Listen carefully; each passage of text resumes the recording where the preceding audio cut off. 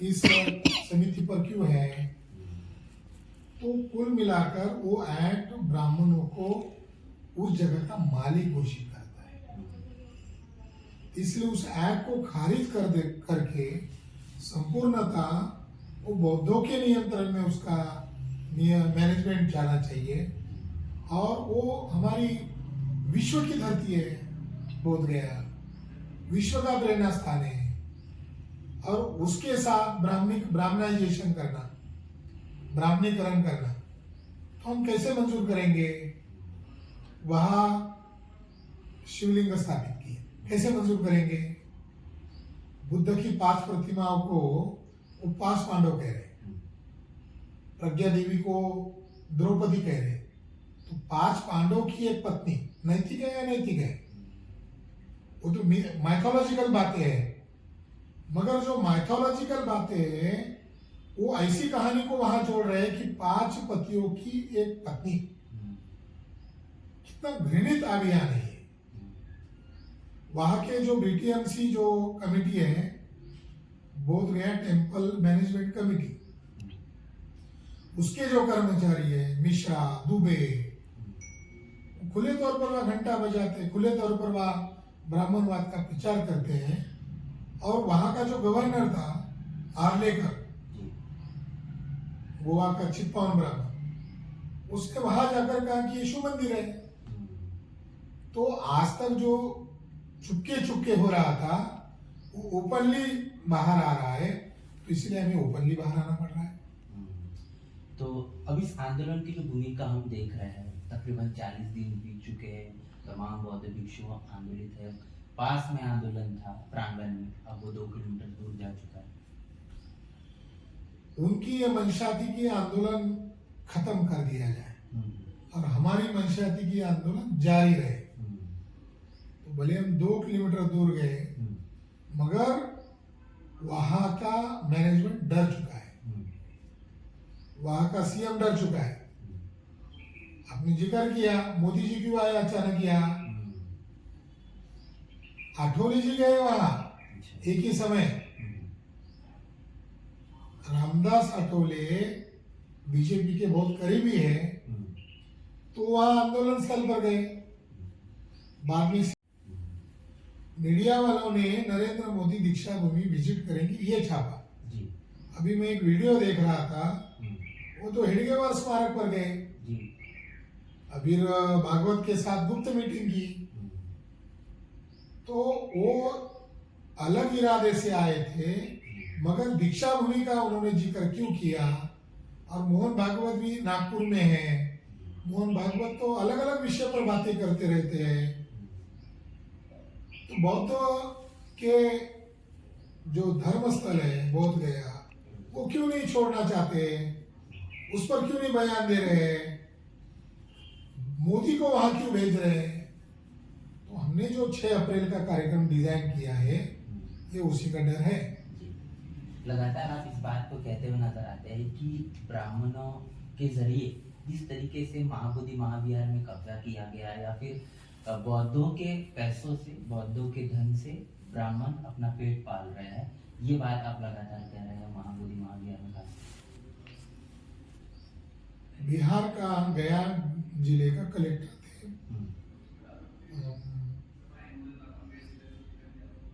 जिन्होंने भाषा का सर्वे किया था। तो उनका एक स्टेटमेंट है, ब्राह्मण चेहरे से भोला भाला दिखाई देता है, मगर हृदय से कसाई होता है। महज 2 रोटी के टुकड़े के लिए वो अपने भगवान को तक बेच देता है। ग्रेयर्सन उनका नाम। तो ब्राह्मणों का धर्म क्या है। वर्ण व्यवस्था, जाति व्यवस्था, छुआछूत, गैर बराबरी, उच्च नीचता, इसको उन्होंने धर्म नाम दिया। ये धर्म थोड़ी है, तो जंगली व्यवस्था है। वो इंटरनेशनल करेंसी लेने के लिए वहां जमे हुए हैं। वो वहां रहने से भविष्य में महाबोधि महाविहार को खतरा है, बमला कर सकते हैं लोग। क्योंकि आरएसएस के लोगों का टेररिज्म के साथ कनेक्शन है। अजमेर शरीफ बम ब्लास्ट में 3 लोगों को, आरएसएस के 3 लोगों को आजीवन कारावास की सजा सुनाई गई। तो अजमेर शरीफ में बम ब्लास्ट कर सकते तो वहां क्यों नहीं कर सकते? तो हमारी आशंका है कि ये अंतरराष्ट्रीय स्थान है बोध गया, उसको ब्राह्मणों से हमारा परहेज क्या है, इस वजह से ये भी एक वजह है।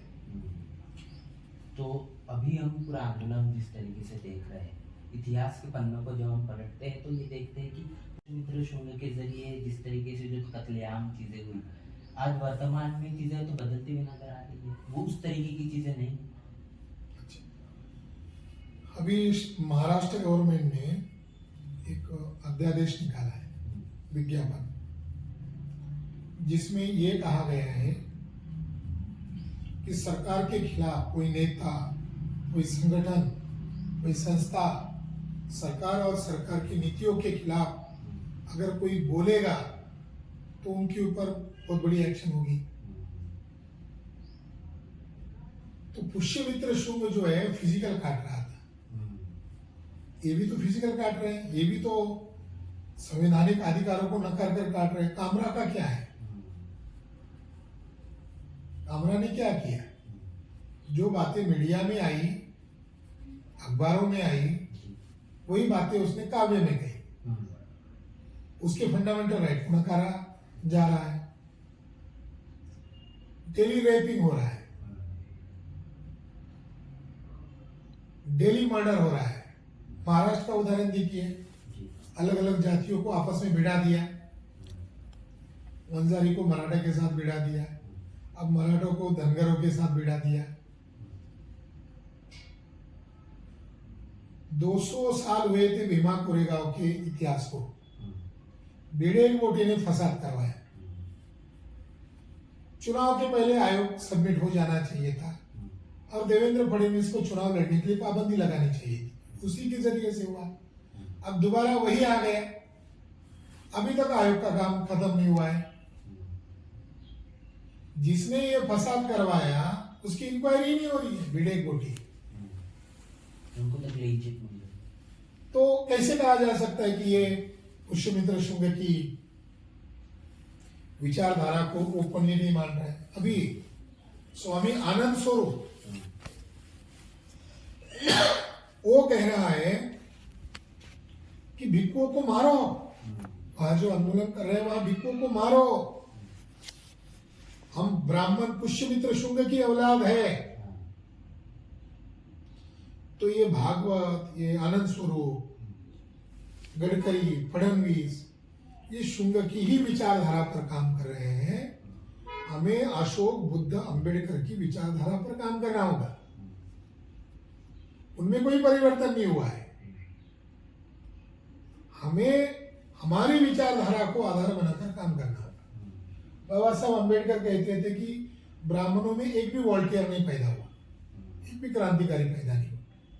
हम कह रहे हैं कि ब्राह्मणों में एक भी महापुरुष, एक तो भी दिखाओ, सिंगल दिखाओ जी। आप ये भी कह रहे हैं कि काफी बार आप इस बात को दोहराते नजर आते हैं, देश में लोकतंत्र है और सभी को इस देश में रहने का अधिकार है, उसके बावजूद आप कह रहे हैं कि ब्राह्मण विदेशी है, ब्राह्मण इस देश का नहीं है। इस तरीके की बातें आपके नजरिए से कही है। ब्राह्मण को नागरिक बनाया संविधान में, तो उनको भी वोट का अधिकार दिया, हमको भी वोट का अधिकार।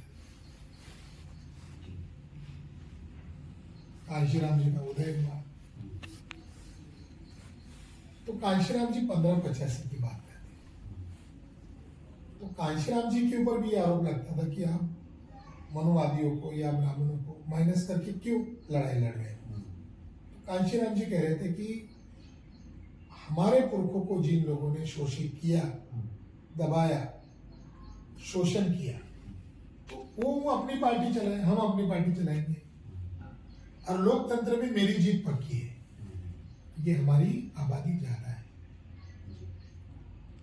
तो गुंडों की छाती पर चढ़ के हम सत्ता में जाएंगे, ऐसा वो बोलते थे, करके भी दिखाया।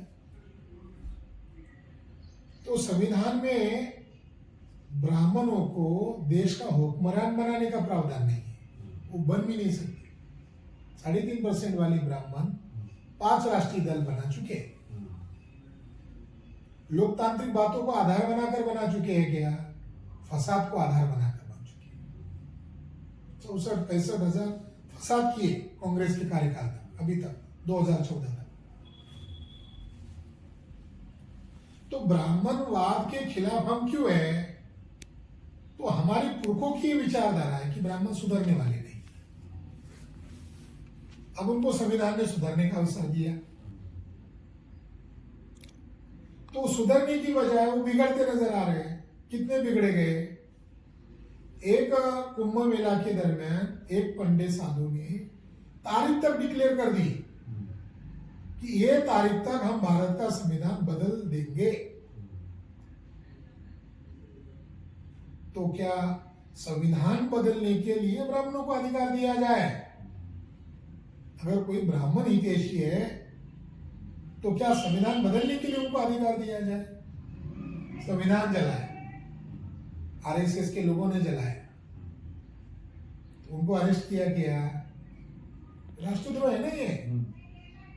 संविधान को न मानना राष्ट्रद्रोह है। और भारत के ब्राह्मण संविधान को नहीं मानते, संवैधानिक अधिकार छीन लिए, बोलने की आजादी छीन रहे। मैं आपको उदाहरण देता हूं। विवेक अग्निहोत्री ब्राह्मण है, उसने बयान दिया कि ब्राह्मणों के लिए अलग से देश बनाना चाहिए। वो विवेक अग्निहोत्री है, उसके ऊपर मुकदमा दर्ज करना चाहिए था ना बीजेपी ने, कि भारत का संविधान उनको नागरिक मान रहा है और विवेक अग्निहोत्री बोल रहा है ब्राह्मणों को अलग से देश बना। उसके बाद क्या हुआ? उसी विवेक अग्निहोत्री ने कश्मीर फाइल बनाई और 2024 का चुनाव वो फिल्मों के जरिए से किए। तो वो क्या मामला है? तीसरा उदाहरण, नेहरू कह रहे हम विदेशी है, तिलक कह रहे हम विदेशी है, राहुल सांकृत्यायन कह रहे वोल्गा टू गंगा में हम विदेशी है। तो सभी ब्राह्मण जिनको ये आज नेता मानते हैं, सभी ब्राह्मण लिखित में कहे हम विदेशी है, उसका क्या करेंगे? तिलक का बुक है आर्टिक होम इन दी वेदास, उसमें एक तथ्य उसने पकड़ा, वो साइंस से प्रूव हो गया कि वो कह रहा है कि हमारा देश आर्टिक प्रदेश का था, आज वो वेस्ट यूरेशिया है। कांशीराम जी की बात कीजिए, कांशीराम, मान्यवर कांशीराम जी ने पब्लिक मीटिंग में कहा आर्या लोगों ने, विदेशी लोगों ने हमें गुलाम बनाया, हम भारत के मूल निवासी हैं। कांशीराम बेवजह महापुरुष नहीं है। कांशीराम जी ने ब्राह्मणों को विदेशी कहा। अरे हम बाबा साहब तक आ जाए तो बाबा साहब तक मामला नहीं है, मान्यवर कांशीराम जी ने ब्राह्मणों को विदेशी कहा। और इतना ही नहीं, सुधर जाओ कहा, नहीं तो कल हम ठुकाई करेंगे, ये भी कहा, पब्लिक मीटिंग में कहा। हम तो ऐसा नहीं करें, ठुकाई करेंगे। चौथा उदाहरण, फरीदाबाद में गुप्त मीटिंग हुई थी जिसका लीड कर रहा था आरएसएस का लेफ्टिनेंट कर्नल प्रसाद पुरोहित है, वो लेफ्टिनेंट, मगर उसकी नार्को टेस्ट की गई थी एटीएस के द्वारा हैदराबाद में। तो उसने मान्य किया था मैं आरएसएस का वर्कर हूं, इसलिए मैं उसको आरएसएस का कह रहा हूं। फरीदाबाद की गुप्त मीटिंग में उसने स्टेटमेंट दिया, we will fight the constitution, we will fight the nation because this nation is not ours. विदेशी है तो मेरे पास वैज्ञानिक आधार है, मगर पुरोहित जो आरएसएस का वर्कर है और बम ब्लास्ट की सीक्रेट मीटिंग चल रही है और उस मीटिंग में वो कह रहा है हम ब्राह्मण लोग भारतीय नहीं है इसलिए हमें बम फोड़ना पड़ रहा है, क्योंकि हमें संविधान को खत्म करना है, हमें भारतीय लोगों को खत्म करना है, ये देश हमारा नहीं है। उसको रिहा किया, बीजेपी सत्ता में आती है, उसको रिहा किया, प्रज्ञा ठाकुर को एमपी बनाया। तो ब्राह्मण कह रहा है सीक्रेटली हम विदेशी है और बाहर कह रहे हैं हिंदू राष्ट्र, तो ये दोगला चरित्र है ना। ब्राह्मण भी मानते हैं वो विदेशी है और इसके लिए बम ब्लास्ट कर रहे हैं, और बम ब्लास्ट करने वाले लोगों को, टेररिस्ट लोगों को आप रिहा कर रहे हो। तो फिर हम सोचेंगे कि नहीं, आपको कैसे रखा जाए। आप देश का संविधान बदलने के लिए बम ब्लास्ट करने वाले टेररिस्ट लोगों को अगर रिहा करोगे तो क्या हम सोचेंगे भी नहीं। एक चीज और समझने की है कि आपके ऊपर आरोप भी इस बात को लेकर लग रहा है कि ब्राह्मण और मुस्लिम का जो झगड़ा है, इस बीच ब्राह्मण और बौद्धों का झगड़ा लगाने का काम विलास करते हैं। तो बाबा साहब अम्बेडकर ने बौद्ध धर्म अपनाया। जब अपनाया तब उन्होंने ये स्टेटमेंट दिया कि भारत का सच्चा इतिहास बौद्ध धर्म बनाम ब्राह्मण धर्म का इतिहास है। बाबा साहब अम्बेडकर ने उसको और विश्लेषण करते हुए कहा कि नागों का लड़ाई ब्राह्मणों के साथ थी और नाग लोग जो थे इस देश के शासक थे। तो अब वो नाग लोग कहा गए। तो ये जो भारत के अंदर 6,500 जाति में बटा हुआ हमारा जो बहुजन समाज है, जिसको हम बहुजन समाज कहते हैं, ये जाति का समाज है। तो ये जो बहुजन समाज है ये उन नागों की, शासक नागों की वर्तमान औलाद है, जिनको 6,500 जाति में बांटा हुआ है। तो हम ब्राह्मणों से लड़ाई नहीं लड़े तो भी ब्राह्मण हमसे लड़ने वाले हैं। कैसे? तो इसका जवाब बाबा साहब ने ब्रह्म देश में जाकर 1954 को दिया। बाबा साहब ने कहा अब इस्लाम से बौद्ध धर्म को खतरा नहीं है, लेकिन ब्राह्मणों से है। ब्राह्मण मेकअप करके चेहरा बदल दे, विचारधारा बदल दे, संगठन बदल दे, फिर भी ब्राह्मण ब्राह्मण ही रहेगा। ब्राह्मण उच्च नीचता पर यकीन करता है और बौद्ध धर्म समानता पर यकीन करता है। इसलिए वैदिक धर्म वास्तविक दुश्मन है। इसलिए मैं भारत में बौद्ध धर्म को पुनर्जीवित कर रहा हूं। तो ऐसे समय में मैं ब्राह्मणों को बौद्ध धर्म में प्रवेश वर्जित करूंगा। अगर उनको अंदर लिया तो बौद्ध धर्म की दिशा को बिगाड़ सकते हैं, दिशाहीन कर सकते हैं। तो बाबा साहब की आइडियोलॉजी को हम अमल कर रहे हैं। तो अगर ये झगड़ा लगाने की बात कर रहे हैं तो इस देश में एक डुप्लीकेट झगड़ा चल रहा है, हिंदू मुसलमान। हिंदू नाम का कोई धर्म ही नहीं है। हिंदू तो गाली है। स्वामी दयानंद सरस्वती ने कहा है हिंदू का मतलब गुलाम है। तो हिंदू का प्रचार कर रहे हैं और ब्राह्मणों की व्यवस्था ला रहे हैं। मगर हिंदू मुसलमान के नाम पर बौद्धों की विरासत पर कब्जा कर रहे हैं। हमारे जो इनोसेंट SC ST OBC है उनको मुसलमान दुश्मन बताकर कब्जा कर रहे हैं बौद्धों की विरासत पर। अयोध्या या साकेत जहां पर राम मंदिर बन रहा है, वो मूलतः अशोक के द्वारा विहार है। वो हम कैसे भूल सकते हैं? काशी और मथुरा में जो विवाद चल रहा है मस्जिदों का, वास्तविक विहार है वो, हम कैसे भूल सकते हैं? तो हिंदू मुसलमान एक ड्रामा है, बहाना SC ST OBC का समर्थन हासिल करना है। ब्राह्मण के नाम पर SC ST OBC कैसे समर्थन करेगा? ब्राह्मणों को हिंदू के नाम पर करेगा। तो हिंदू मुसलमान ये फेक लड़ाई है। वास्तविक लड़ाई बौद्ध धर्म के विरासत पर कब्जा करना है।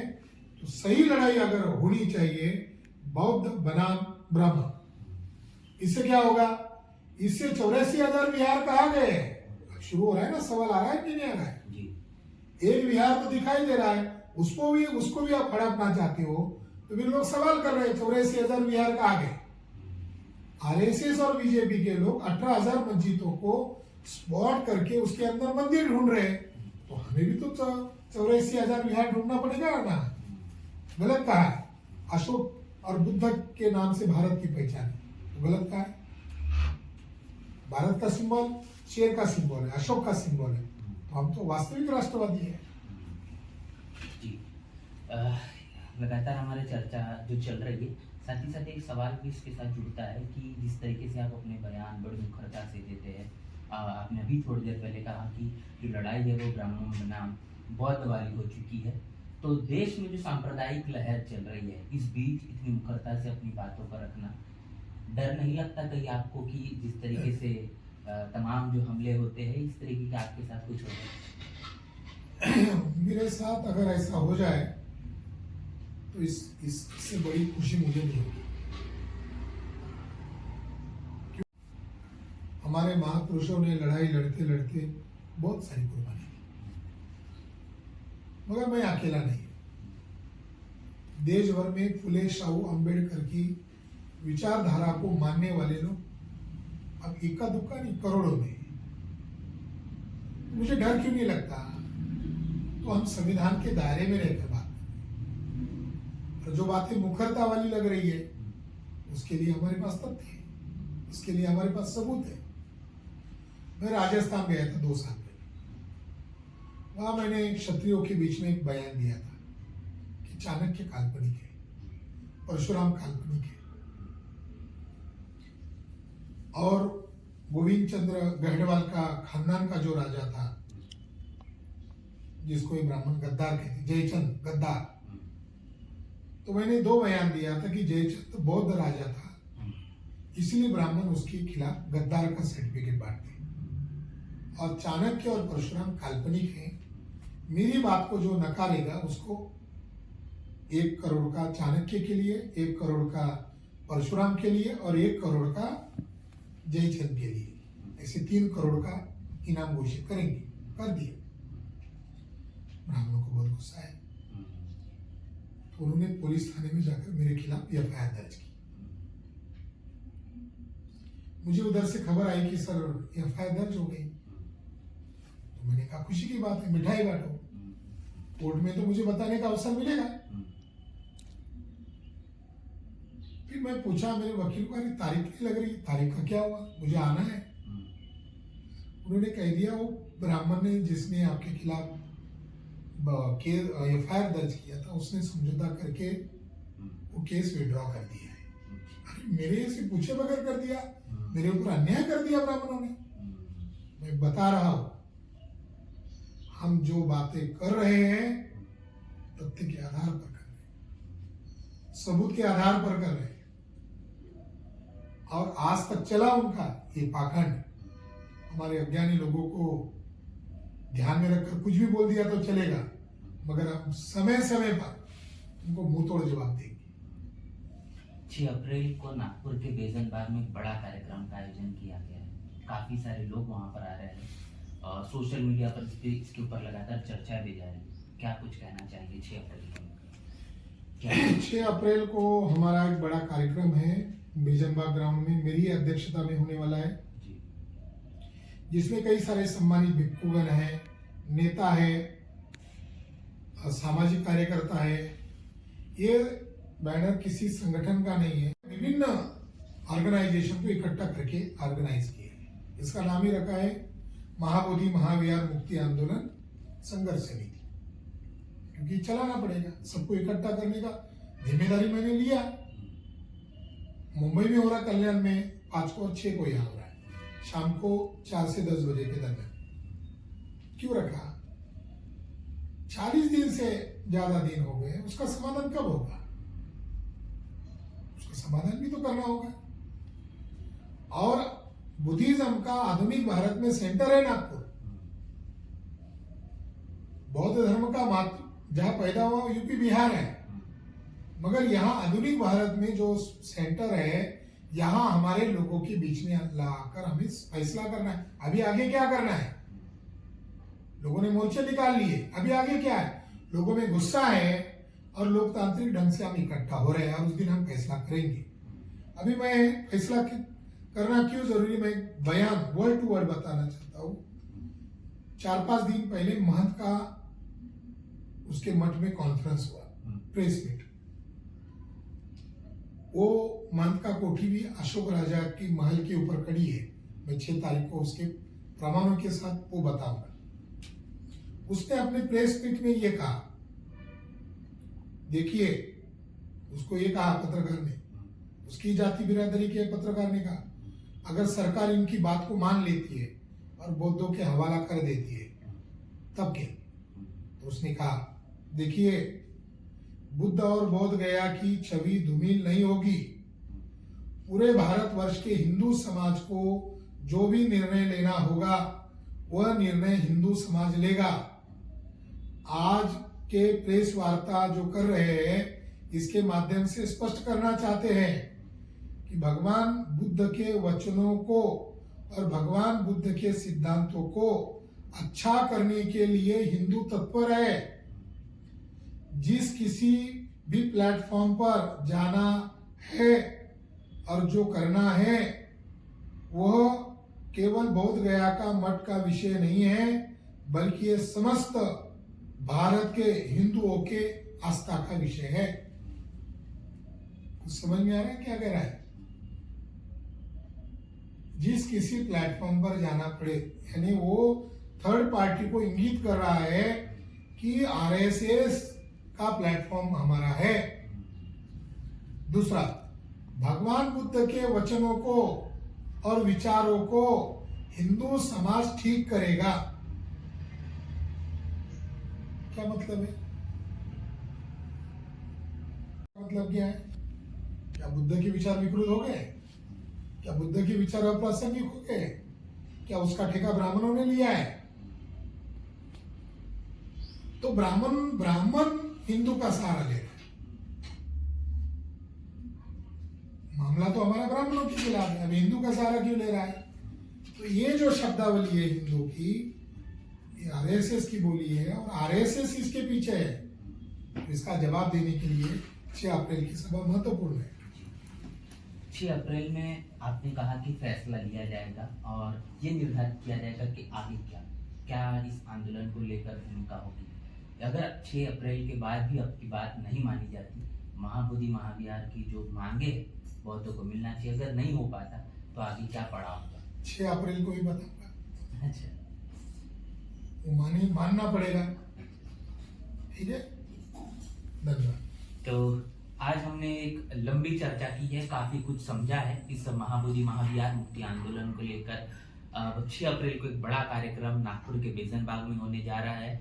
तमाम लोग यहाँ पर मौजूद होंगे इस कार्यक्रम में और हजारों और लाखों की संख्या में लोगों का एक बड़ा जमावड़ा होगा। ये तमाम बातें लगातार कही जा रही है और उसका प्रचार प्रसार भी बड़े पैमाने पर है। अब ये जो आंदोलन है वो राष्ट्रव्यापी नहीं, तो ये विश्व स्तर पर भी पहुंच चुका है। तमाम बातें हमने अब तक आपके साथ जो साझा की है, डॉक्टर विलास खरात इन्होंने जो चीजें अभी आपके साथ जो रूबरू की है, इसको लेकर आप क्या सोच रहे हैं, आपकी क्या राय है, आपकी क्या प्रतिक्रिया है, लिखकर हमें कमेंट बॉक्स में जरूर बताएं और बने रहें नेशनल चौपाल के साथ। मिलते हैं वीडियो में, तब तक के लिए जय हिंद।